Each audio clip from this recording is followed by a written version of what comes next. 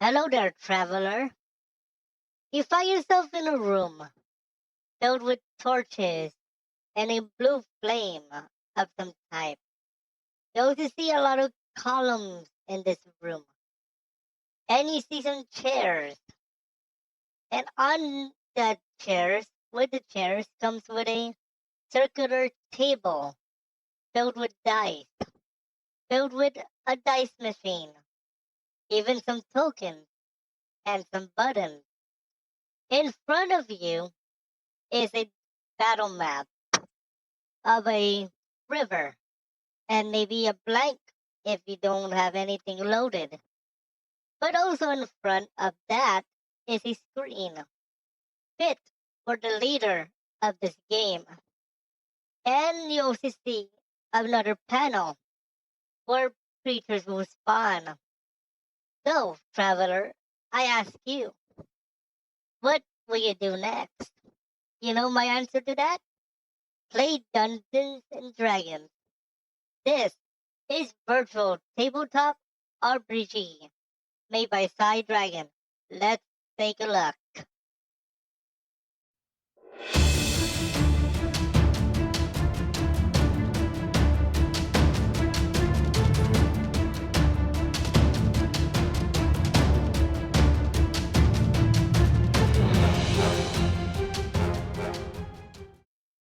Welcome to today's VRChat World Tour. I am Francis the Hedgehog. Today, we look at this virtual world tour. We got Virtual Tabletop RPG Zone made by Psionic Dragon. This particular world allows you to play tabletop RPG games in VRChat, which includes games like Pathfinder and Dungeons and Dragons and other games if you are familiar. So, what is a little background of Dungeons and Dragons? Dungeons and Dragons is a tabletop RPG game. It's a board game where you turn your favorite things into a tabletop RPG. Like, for example, if you play games like Kingdom Hearts, Pokemon, Mario, you can essentially turn that into an RPG game, tabletop. Also, if you play the regular Dungeons and Dragons, you can also play that using the 5E rules. For those of you who are not aware, Dungeons and Dragons is upgraded to version 5, 5th edition is what it's called. But in this particular world, you don't need to really use the rule book. You can make up your own rules. I want to show you guys how to get started and how to start like using the whole world. So you will spawn here in this particular spot. You notice this blue portal behind you. This is actually leading to his other world, which we will take a look at in a different episode. But as you can see here on the right, you're gonna see this. He just updated this particular world this month. So there's some new stuff. And some of this you must be a subscriber thanks to the new virtual shop in VRChat. You can also change your Dungeon Master screen. Now it says GM, Game Master, Dungeon Master. It does not matter which term you use. It's the same thing. You can, okay, so you can interchange the word. Okay. Keep in mind that you can also check a look at sample. Keep in mind that if you want to look at sample, you can use the button here. You can change the left, the right, center, and you can change the way that looks. Keep in mind that this is a preview here, but you must be like a subscriber if you want to play with the custom stuff. So you can change the colors and all that. All this is only if you become a subscriber. And you can do so here. Subscribe for 599 coin credits in VRChat. You can also choose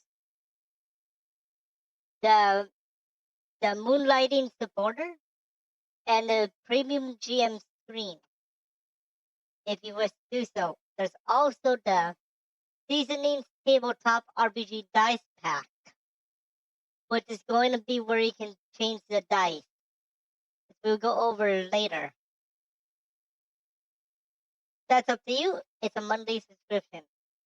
Also coming later is map pieces, where you can change the terrain and all that. This is just a tip of the iceberg. If you want to take a look at the update world, the update note, here you go. There will be some free and updated options if you choose to do so. If you want to join the group made by Psionic Dragon, you can do so by pressing this blue button to stay updated to updates and all that good stuff. Okay? Then we have spawn your character. And here's how this works. This is the first time in our episodes that we're actually going to need to use an internet. We usually don't, but this is required if you want to use your own character. So here's how it works. As you can see here, we can spawn our character here. All you need to do is a remote image token, which is basically a 512 by 512 size. It's like I believe it's like the size of a YouTube icon. So what I'm gonna do for the first time in our episode is I'm gonna use a website called Imager. I have done this before for those of you who are not aware. I used to do this for my Moody bot tutorials on my main channel, Yuki Productions. So if this looks familiar to you, this is why. You may have noticed who's on the screen right now. It's Francis the Hedgehog. All I have to do is right click, copy image link, go back to VRChat, which I'm going to do so now, and paste the link. And then you can give the character a name if you wish. I'm going to do so now. And then spawn custom token. And ta-da! Here he is. He's now a custom token. Now, what you want to do is hold the token by the base, then move it to the left. What's going to happen is the token is now at the game table, which we will take a look at in a moment. Now, keep in mind that you only allow 3 custom tokens at a time. Okay? You're only allowed 3. Next, let's take a look at here. Here is a practice table if you wish to learn about the dice. Now, for those of you familiar with Dungeons and Dragons or Pathfinder or anything of the like, this is going to look familiar to you. But for those of you who are not aware, there are different types of dice. Polyhedral is what we call this. Poly meaning many. Now everybody is used to the cube. This cube, this is the one, is everybody's favorite.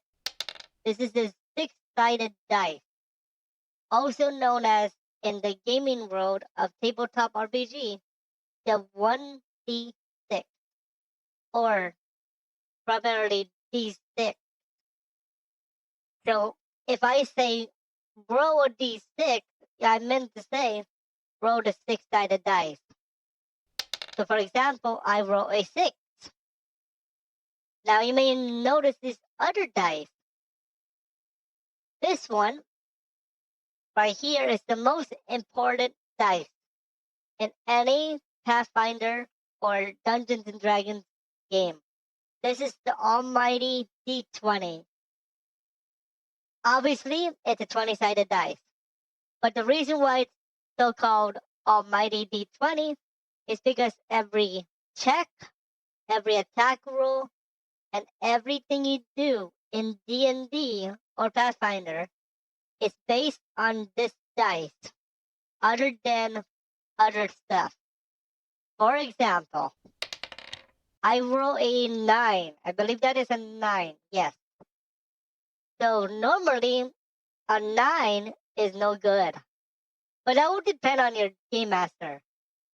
The game master is the rules and the rules lawyer in a Dungeons and Dragons or Pathfinder game. Now let's go over the other dice that you're not used to. We have this particular dice. Now this is called the 100, the D100, but it's a combo with that and this dice right here. I believe it's no, that's the D12. This is the D10. What's gonna happen is you can roll these two dice together. This 100 is gonna determine the base, so 90. And this number is determining the one digit. Let's just say, for example, I roll a 1. So 90 plus 1 is 91. So what does this do? It would determine, again, everything is dependent on the rules based on the game master. So in this case, 91 would be like a reward or like some check or something in a like. Mostly, it's based on magic items for the most part. Now, don't worry about rules, magic items, and all that stuff unless you understand the main D&D. Then we have this triangle. This is actually called a D4. Interestingly enough, it's a triangle, easily 3 sides, but it is a 4-sided dice in this case. Oops. I think I just threw out my D4. That's okay. There's another way to roll that. We're going to get into that later. This, I believe, is a D9. Oops. My rolling sucks. This is a D12. Now, a D6, a D3, a D4, a D12, a D100. It's going to be like your damage dice. This is the dice you would do to roll damage. The D20 is the almighty D20. That's the one for checking. Does your attack hit? Does your attack miss? Or in the case of checking, i.e. acrobatics, let's say your character, hey, I want to try to jump over the wall. So I would say as a GM, roll a D20 please. And then I will compare it to an invincible number. It's a armor class. If the number is higher, then you can jump over the wall. If not, no, you're stuck there. That's basically the point of the D20. Other than it's a dice. But let's just say you don't like rolling the dice. You want a randomizer. That's where this guy comes into play. This is the dice roller. Now here's how it works. Now keep in mind that you gotta know which one is which one is which. This triangle is a D4, so the D4 says what type of dice you rolled, Then the number in the box, the big box, is the number you rolled. For example, I have a D4 and I rolled a 2. The number that's going to be used is a number in purple. Keep that in mind. Number in purple counts. The one in blue is what type of dice you rolled. In the event that you do not know which one is which. The diamond one is a D8. So if I tell you for diamond, please roll 4d8 damage, you would say, sure, I'm going to roll the d8 4 times, add the result, and that's how much damage I get. I deal. If you have a game where you have a bonus, like let's just say you have a sword, but the bonus of the sword is +2, then I would say, go ahead and roll 4d8, 4 8-sided dice, and then add +2. I would tell you to add 2. So let's just say that's the example. So I'm going to say 4d8. So I got a 3. 3 plus 6 is 9. Plus 4 is 13.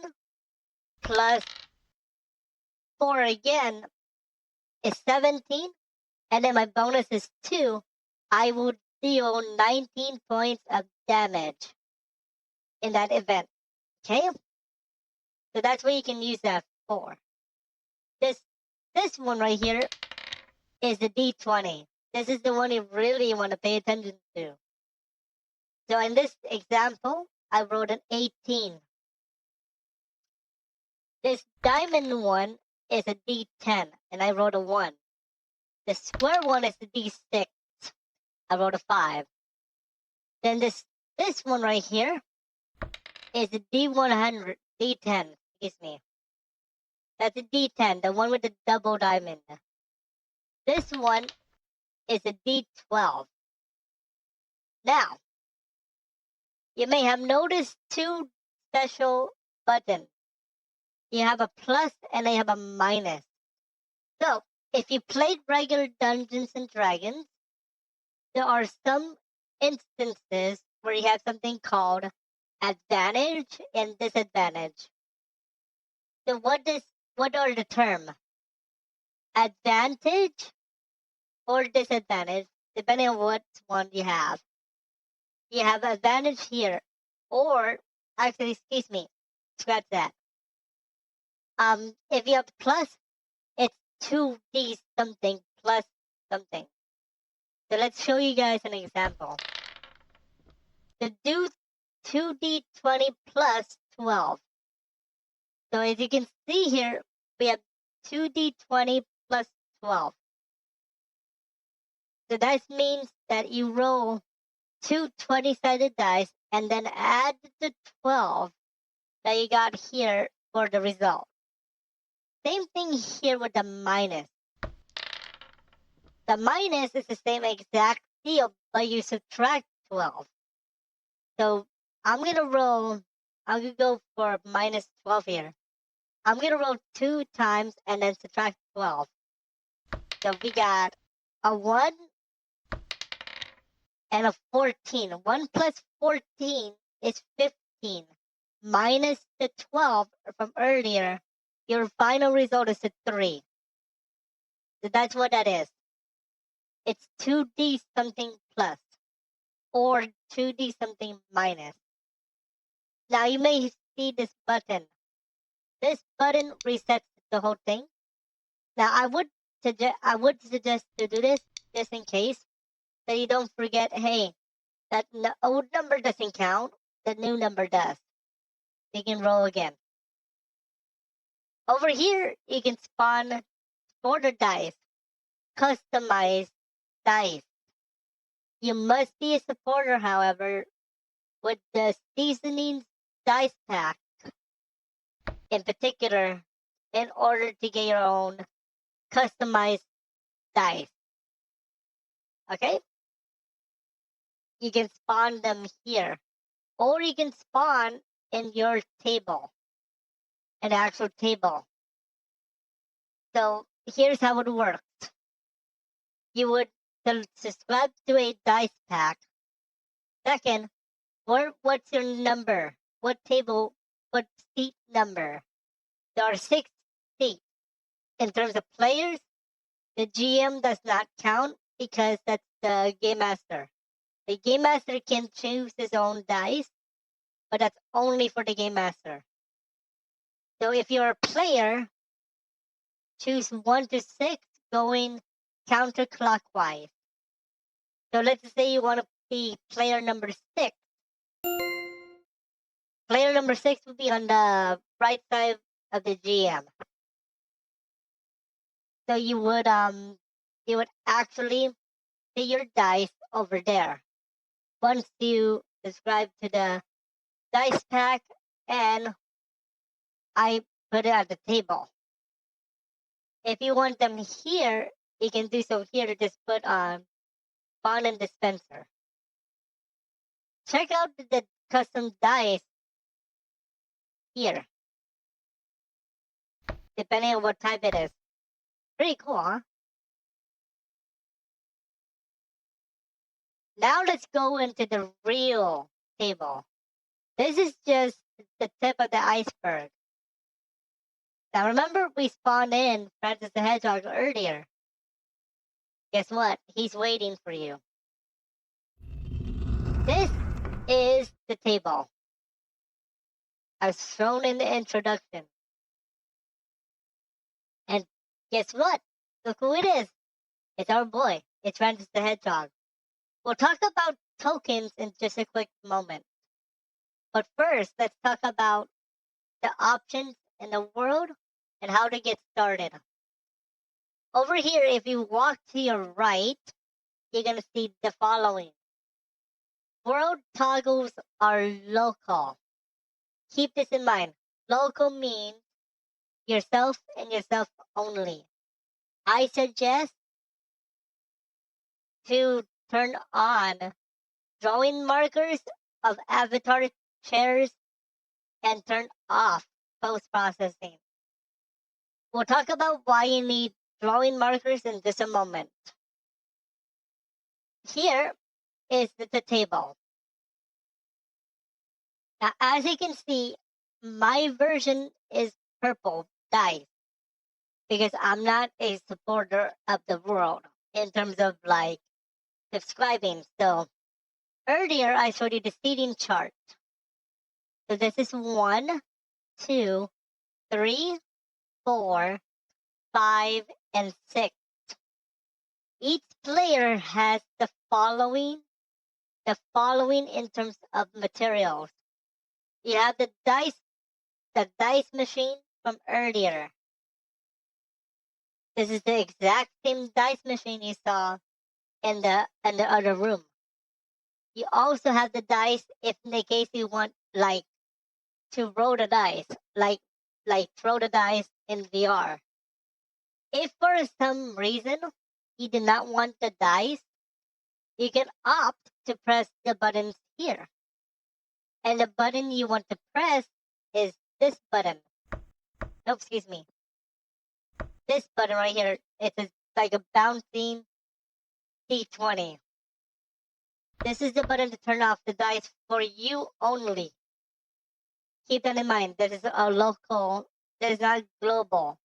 That is local. Okay, we'll talk about the other buttons in just a moment. Here is a whiteboard. Now you may be wondering, wait a second, I thought this was a tabletop RPG game. Why would you need a whiteboard? Well, that's because in tabletop RPG, you have to take notes. Yes, I know, notes in a video game. But trust me, if you play D&D IRL with the board game and the tokens, it's the same thing. This is that in VR. So all you have to do, grab the pen marker. You can draw notes. Let's say AC equals 12. Armor class is 12. for example, so that you don't forget. Okay? Also, I'm going to talk about tokens in a moment as well. But you can also set your armor class on the token. We'll get to that in a moment. Next, we have marker. Now, each marker is based on your player number. In this example, I'm sitting at player 1. So your markers are 1. Player 2 would be 2, player 3 would be 3, and so on. Over here, we have other buttons to show. Let's say you want to remove the pen and the whiteboard. You can. Press this button here. Then we have this button for like the map, if you will. That's not needed if you don't want it. Then we have this button called lolly lift. In the event your avatar is a little small, you can use this button, this slider, to go ahead and raise the height of your avatar. This is only going to be usable if your avatar is short. So if you sit down at a table, you can see this is how it's going to look like at the table. But if you press slowly lift, you can actually change the height. Now this is only usable if you're going to be like doing table stuff. I'm gonna turn it off for the moment so that I can show other stuff. Next button is the chair. Disable or enable your chair. Then we have this button to disable the dice machine if you want to use the regular dice. Like that. That's up to you. I use the dice machine just in case. This button is the cutout of the mirror. Shown here, as you can see here. But it's only for your app, for your area. Okay? So that's a mirror for you and you only, if you will. And those are that's the explanation of the button for the player. Now let's go over to the good stuff. The one things you really want to see. This is your character token, in this case, mine. Obviously, the reason why it's mine is because it's Francis the Hedgehog. That's my character. So why is everything 0 out of 0? Doesn't make sense, right? Well, you can now edit your stats, if you will. Press the button, press your character here. Right here, press around your character, not if it's the box. If you see the blue highlight, that's wrong because you pick up the thing instead. What you want to do is press the character itself. Then you're gonna notice these buttons. Let's go over them one by one, but we're gonna start in the middle so that you can see how this change stats and stuff. The first button we're gonna take a look at is this plus button without the up arrow. This is your current HP input. I'm going to put a random number. I'm going to put 12. Just because. Now, obviously, 12 out of 0 does not make sense. So we're going to press this button with the up arrow, and we're going to say 12 HP is the max. And there you go. Now it makes sense. And we're going to talk about how to change stats in a moment. The next button we're going to take a look at is this blue button. It's called the energy input. Now, for certain games, there is going to be like a cost for magic and stuff. This is the one I think it's calling out. So if you have like a magic, like a fireball spell or anything like that, you can do so like this. We're going to change it to 10 for the sake of example. And then we're going to change this number to 10 as well. Same thing with the green one. The purple one is for custom stat.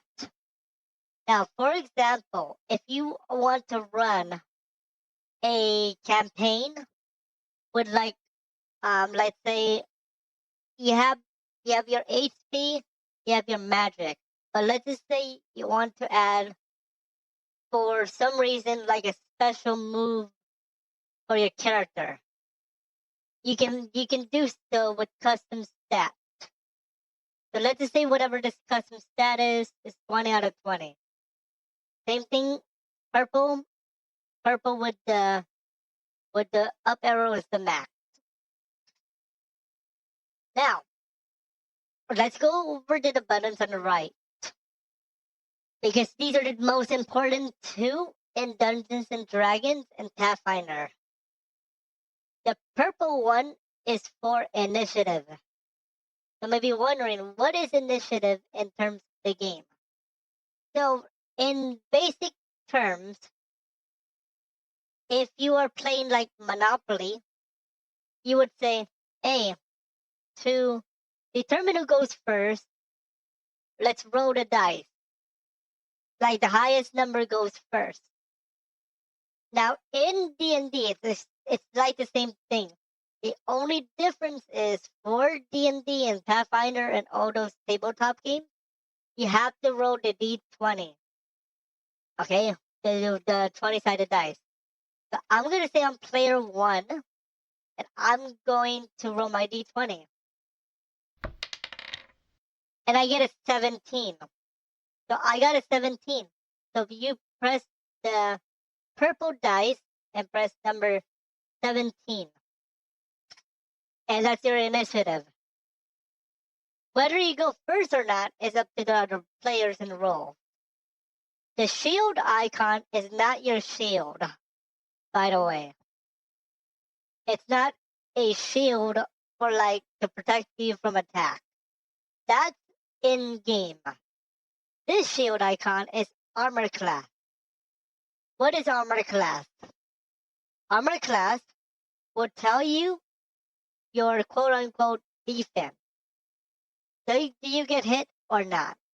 If the number rolled by the GM is higher than this number, you get a hit. So for example, I'm going to change my armor class to 14. Not 145. That's way too much. 14. Okay. I'm going to talk about all of this stuff for the GM side in a moment. I want to roll a d20 just to showcase what would happen if we were in actual combat. So I'm going to press this button, and the DM got a 9 plus 0. And I'm going to say plus 0 just in case for bonuses. If there's a bonus, like a cover, whatever you want to add to your rule book, then you add those bonuses. But for this example, we're going to say it's 0. So 9 plus 0 is 9. Is 9 greater than 14? No. Therefore, Francis the Hedgehog does not get hit here. I'm going to roll again. And I got a 14. Now, is 14 greater than 14? Now, in logical terms, the answer is no. However, in D&T terms, it's a hit by rule. I believe by rule, if it's tied, it counts as a hit. So 14 in this particular example will hit a 14. Okay? So what happens next? Then you roll for damage. Now, we're going to talk about these icons in a moment. I'm going to this random icon, random attack, just so that we can deal with damage changes. So I hit my own character in this example. So I'm going to roll a d6 plus 0, and it's this square one once again. And I get a 2. So Francis the Hedgehog takes 2 fire damage, whatever. 2 fire damage, just for example. So how do we change this? Press the plus button on the icon on the character's stat sheet. You see HP input. Now, do not put 2. The reason why, it's going to add 2, as presented here. What we want to do is we want to do it minus 2. And I'm going to do it again because we did take 2 points of damage. And there you go. Now it's 10 out of 12. And you can see the little bar there did change because we had 12. Now we have 10. Cool stuff. Okay, now I want to explain, hey, this is a customized battle map. And it is. And I got that from a site called Lost Atlas. Lost Atlas is responsible for different maps you can find for Dungeons and Dragons.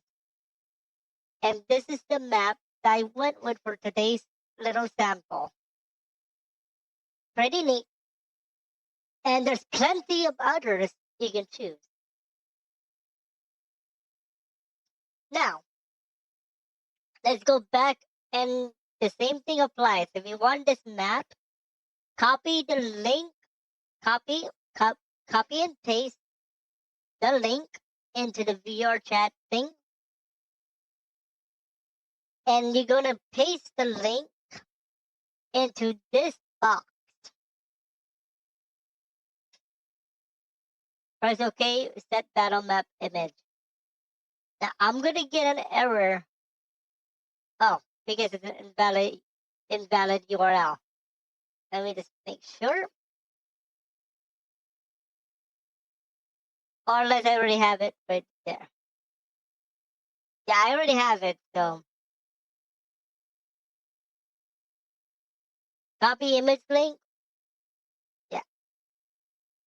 The reason why it's not loading is because I already have it. And the dimension exceeded. But here's what it is. The real size of the map must be 2048 by 2048, and this is the rule because of VRChat limitation. It's a 2048 by 2048. Now I'm going to talk about the Game Master screen. You may have noticed it's empty. Now obviously you can write notes and stuff.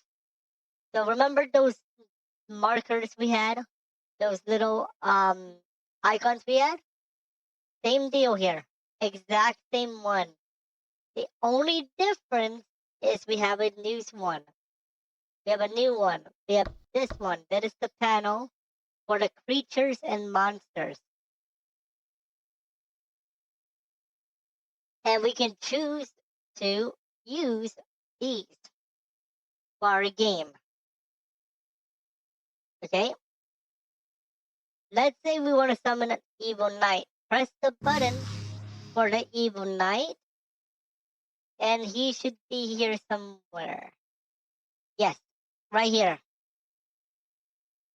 And recognize how the stats work? Same thing. So same thing here. Press the button and you're gonna choose the same stat if you wish. Now you may be wondering, what are those buttons on the left? The buttons on the left deal with status condition. For example, you may have noticed that there's different icon. The skull icon, obviously, we know what that means. The character dies. However, for the sake of like beginner D&D, or I could call it that, we also have icons for this, this one. Oops, change that. You press 0. This one and this one. Believe this one is prone. This one is scared. This one is confused. This one I forgot. This one I know the character dies. But I have all 6 on the board just to show you guys the icon and where they would spawn. Now keep in mind, you're not gonna have all 6 at the same time. This is just for demo. The one you want to avoid is that one. Okay? Now, depending on how your GM will play it, the different status icons will be presented. Now, I'm going to go ahead and give you a demo battle in a moment. But before we go to demo battle, you can also disable the GM screen.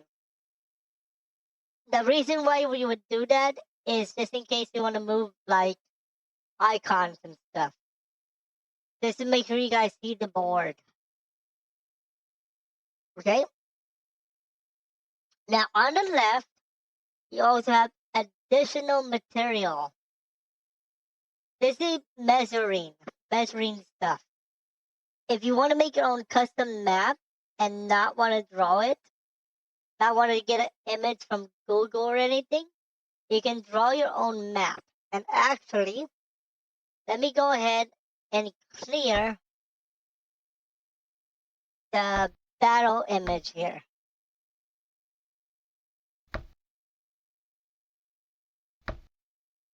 So now it's back to a square boring grid.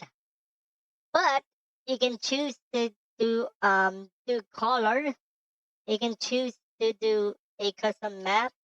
Let's say we're gonna do a wall there, and we're gonna do a wall here, and we're gonna wall here. Right off the rip, you have a map. Although it sucks because it's not lined up properly, but that's okay. The main goal here is to present how you would play D&D in a VR environment. So I have an opening there. I have an opening here. Opening here. Let's draw a small square here. That's a small opening. We can highlight treasure square here, and so on. We have a map. Congratulations, we have a map of sorts. Now, what about these things? Well, if you want to measure your own maps, you can do so here, if you wish. Now, if you are precise, if you know how to use the pens very well, that is good for you. Very good for you. But if you want to own custom image, press this button to go back to custom map. And to clear the stuff, press the tip of the cap based on the color that you are using. I'm pressing all of them just in case. This one is for the whiteboard. I believe I left my pen somewhere else. Okay? If you don't want to use the measuring tools, press this button. Oh, there we go. There's my pen. I can clear that.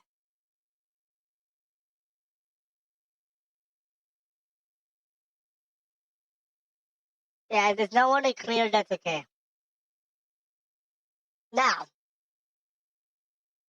what else is there to show?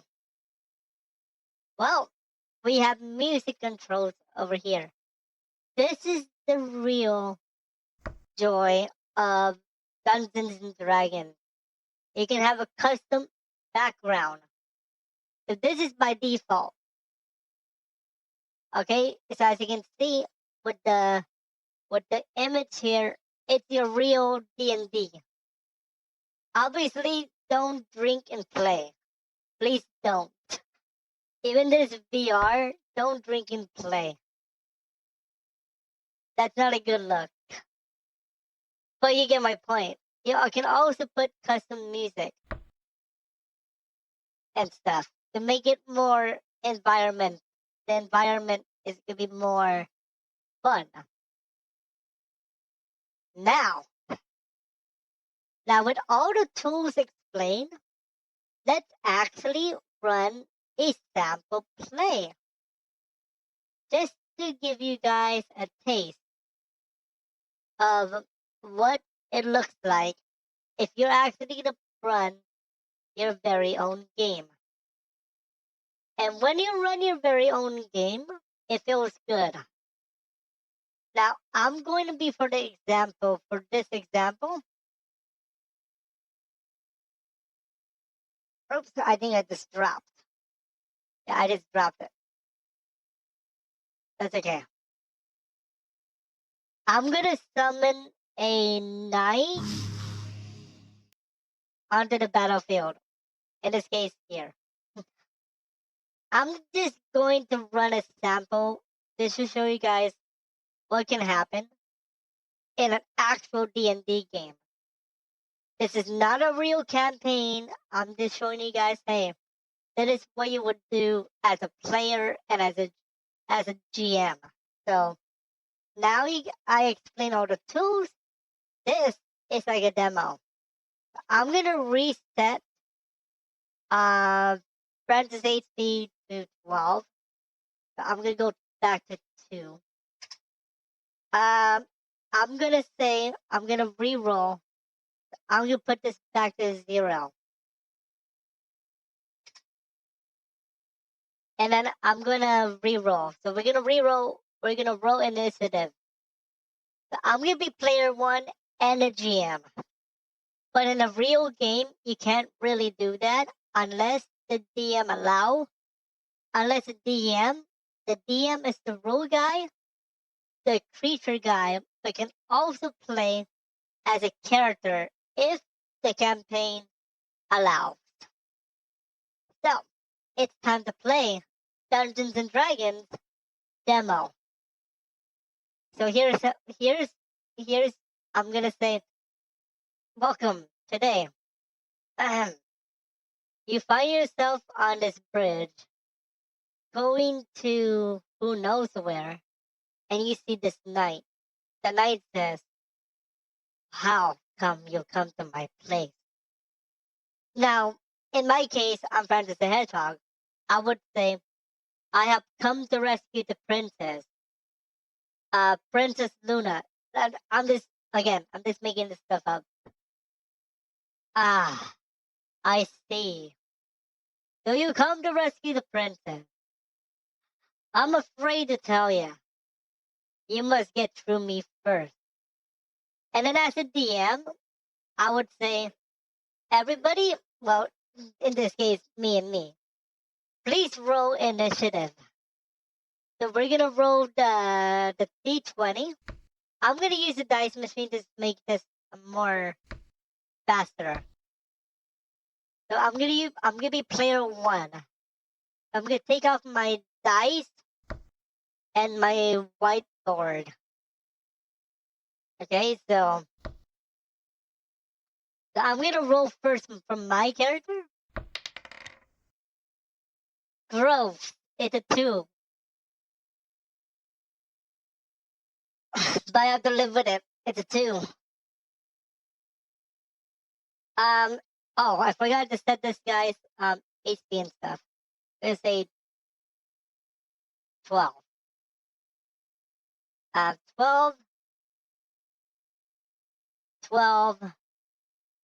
I forgot to set this up. Armor class is 14. Oops. 14. And then initiative is going to be number 16. By the way, for the DM, you can notice that everybody can see that same number, 16. And we can see your numbers as well. So this is 16. So 16 goes purple. 16. Okay. So the knight would actually move first. Now forget the green wall here. That does not exist. That's because of my bad drawing.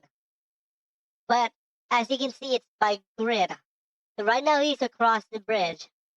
He is about, if we do this right, around 7 squares away, or in the case of DnD, 5 feet is 1 square, 35 feet.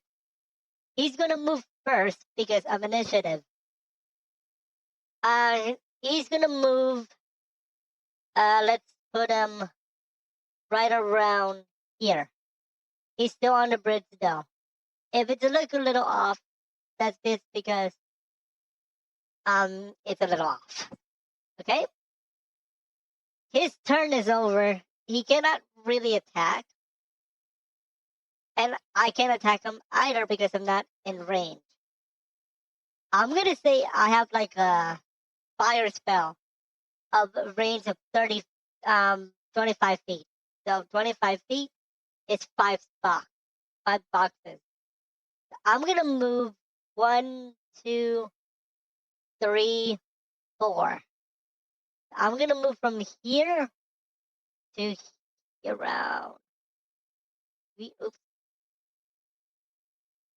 It's a little finicky. Around there. There we go.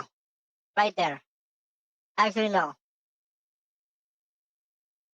It's a little finicky when it comes to moving these things. But yeah. So right now it would be about 1, 2, 3, 4, 5, 6. So I'm just short. So I cannot do anything. He cannot do anything. It's now the knight's turn. The knight is gonna move 3. 1, 2, 3. Right around there. I'm still on this box right here. For some reason, it likes to do a little crooked stuff. So as you can see here, we're near each other. Now I'm gonna go ahead and launch my fireball on my turn because it's my turn now. So both of us have the armor class of 14. I'm gonna go ahead and I'm gonna move back first. So 1, 2.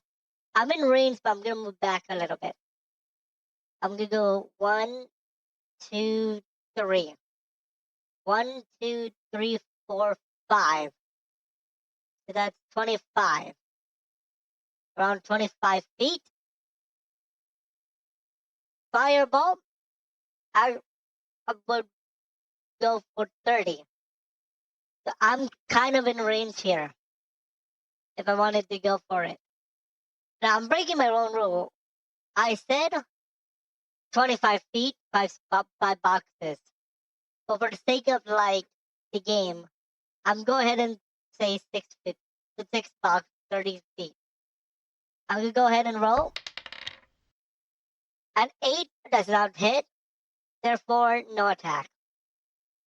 That misses. Now the GM would say your fireball just misses the knight and goes into the water. Assuming that you know how to roleplay correctly, because there is a water thing here, use the image to your advantage in this game. Okay. Now it's the knight's turn. The knight is going to try to do something interesting. The knight is going to move all the way to where he is. One box short, obviously. Assuming that I can move this correctly, that would be nice.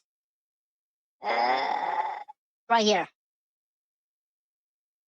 There we go. That makes sense. He's going to try to hit.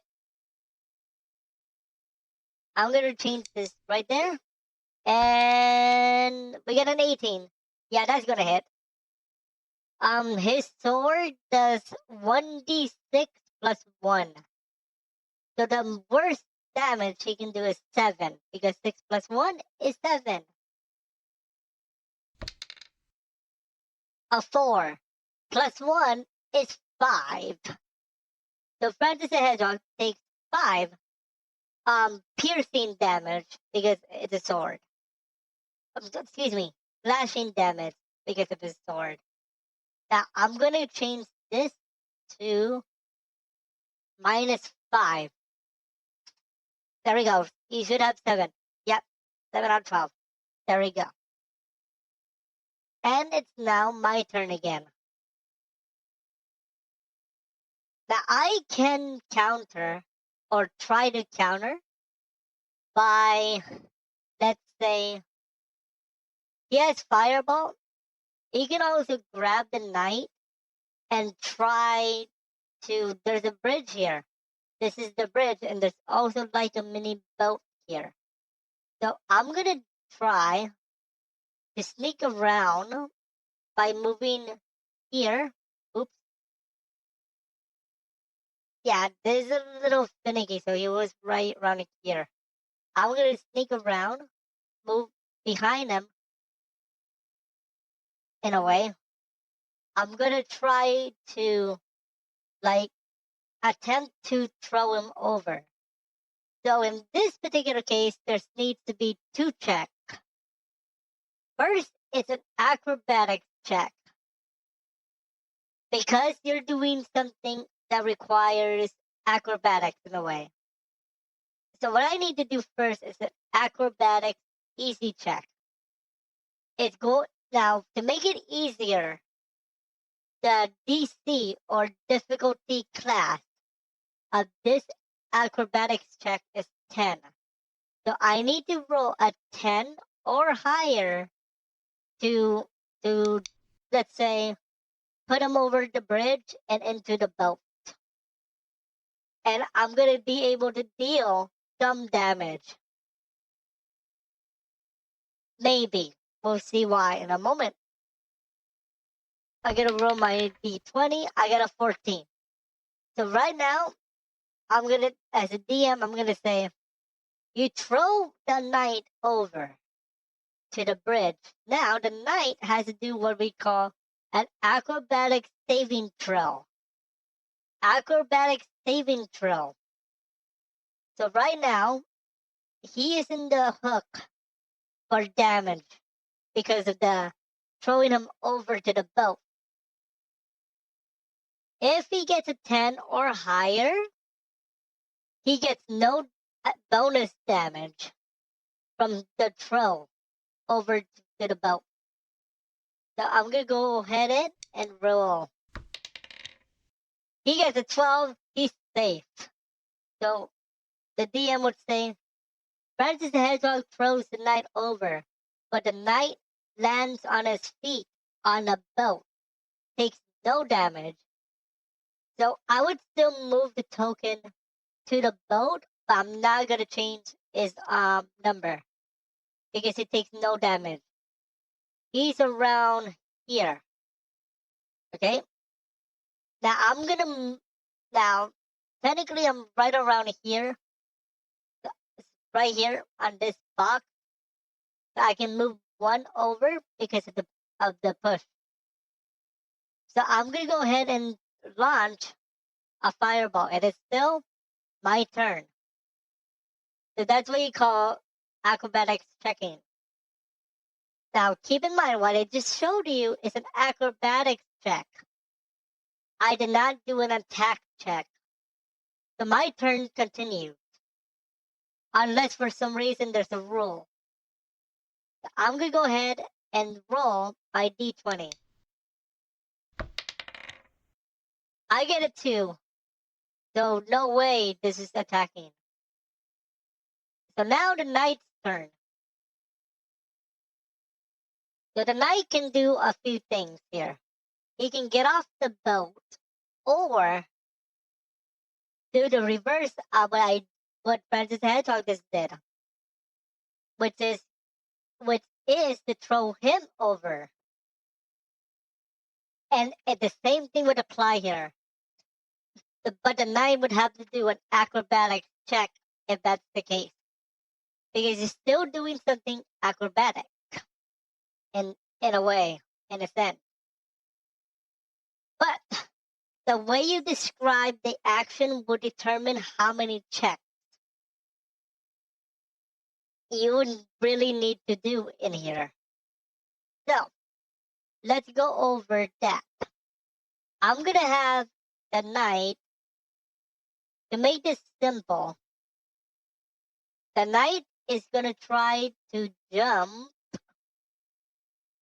over my character and to this spot. But remember, there's a bridge here. There's like a little 5-foot bridge. Does he make the jump? Let's find out. Let's roll the dice. The answer is yes, because that's a 17. So he makes a jump, and he's going to jump one box behind. So he does like a backflip, if you will. He's behind me by one box. So now he's going to try to stab my character. Yes, that's legal. Yes, so he's going to try to stab my character. My guy doesn't notice because he's technically behind, technically not looking. So I'm going to go ahead and roll for a check. Let's go ahead and roll here. You're hoping, if you're in my position, my character's position, no 14 or higher. It's a 4. No damage. Not only no damage, no check. So he's safe. Now, I'm gonna turn around in retrospect, because it's now my character's turn.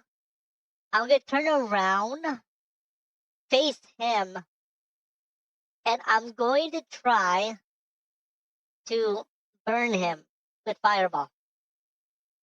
Go for it. Okay. Now, I could do a few things here. I could do a kick if I wanted to. I'm gonna kick him a little bit. So I'm gonna go for it. I'm gonna go for the kicking. I still have to do my attack check still. It counts as an attack. So I'm gonna go ahead and go for the kick. 6? No, doesn't work. Knight's turn. He can actually go for the win here.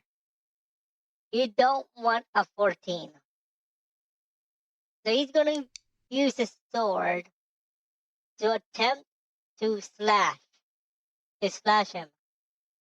To win, he actually needs to do the check and get a 6. So let's see. 2? No. No chance. That sword misses so badly that the sword ends up not even making no contact. my character's turn. HOV continues back and forth. I'm gonna do something to make this faster. Now we're gonna advance the battle a little bit. Now remember, in actual games, don't do this. I'm only doing this in the interest of time. I'm gonna say that our new position will be here and here. Oh, oh,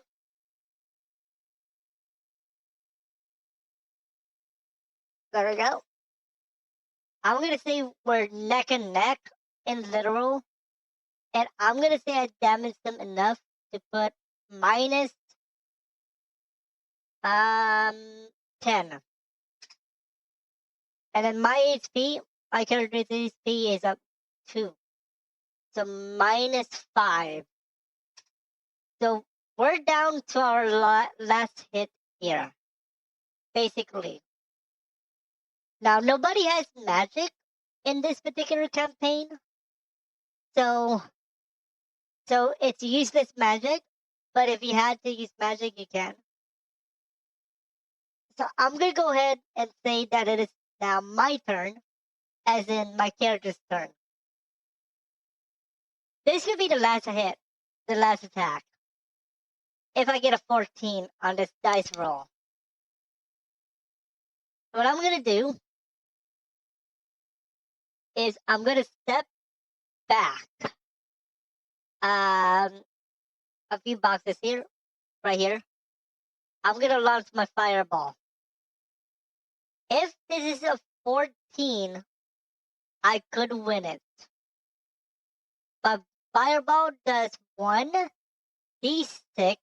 plus 1. Okay, so I'm going to roll for it. There's an 11. Miss. That's my first double digit, and I still miss. The knight is going to come over to try to win. Yes, he's in range. If that's a 14, most likely it's a win. Let's see here. No. He misses.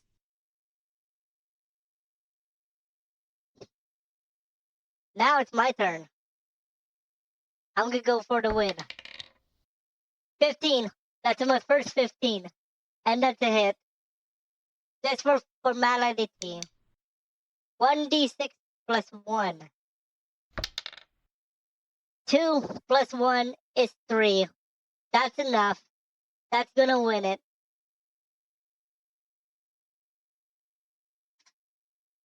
That's the game. And that's one sample thing. And then, because I won, the DM would say, go ahead and describe how you take down the knight with your fireball. And if you do this correctly, if you have a very good dungeon master and one game night, then he's going to reward you with potentially an extra turn or something. So I'm going to say, as a player, I form my fireball and I throw it to the knight. The knight's armor burns away and burns parts of his body. And I dump him into the river. No kidding. But something in that manner. You want to role play this out. Now, if the DM is good, then he's going to reward not only the party with EXP, but he might reward you in particular with like a token of something other than the reward you would get for normal battle. And that is Dungeons and Dragons here in the Virtual Tabletop RPG World. made by Psionic Dragon. What I just showed you is my first look at DnD in a nutshell. So make sure you guys check this out. If you want to have your own game night, come on here and play. But this world is by Psionic Dragon. If you guys enjoy this world tour, hit that like, hit that share, hit that subscribe button, and make sure you guys check out this world. Link will be in the description. Make sure you guys check out the battle maps on Lost Atlas. You can actually play with them. Enjoy, and we'll see you guys in the table, on the game table.